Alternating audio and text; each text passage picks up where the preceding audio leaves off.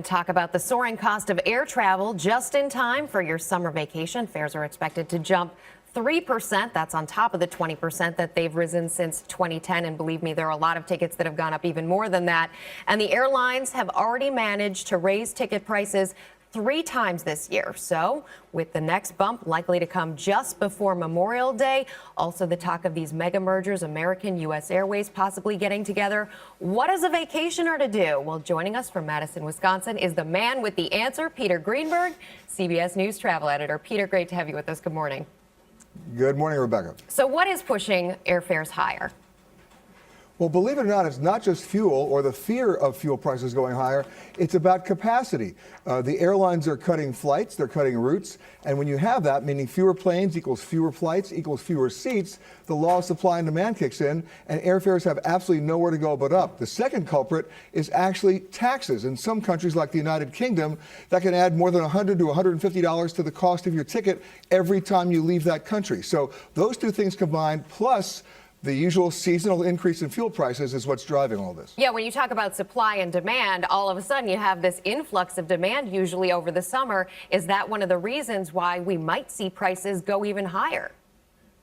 Oh, and you probably will. We've already seen prices domestically about 19% higher year over year, overseas flights over 22% higher, and there's no reason to indicate, historically at least, that it's going to go lower. It's going to go higher.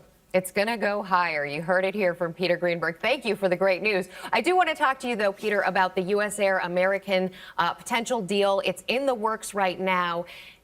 It might not go through by the summer. It probably won't. But will it impact prices? Well, you say it's in the works. No, it's just been announced.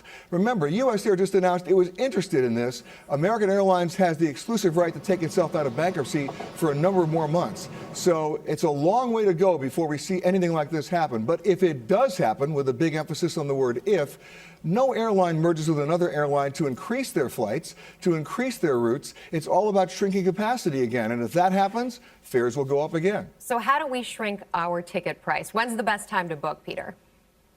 Well, normally I'd say between 45 to 60 days out, but it's not about the time. It's actually about how you structure the route of where you want to go. I'll give you an example. If you want to go from Los Angeles to Hawaii, that's an expensive ticket. However, you change your routing. You go, and it's almost counterintuitive. How about a ticket that goes Los Angeles, Las Vegas, Hawaii, or Los Angeles, Phoenix, Hawaii? That may be a lower fare. And that also applies overseas. Instead of going to or through London, where you have those high ticket taxes, go to another European capital and then fly from there. Always great information. Peter Greenberg, thanks so much for joining us.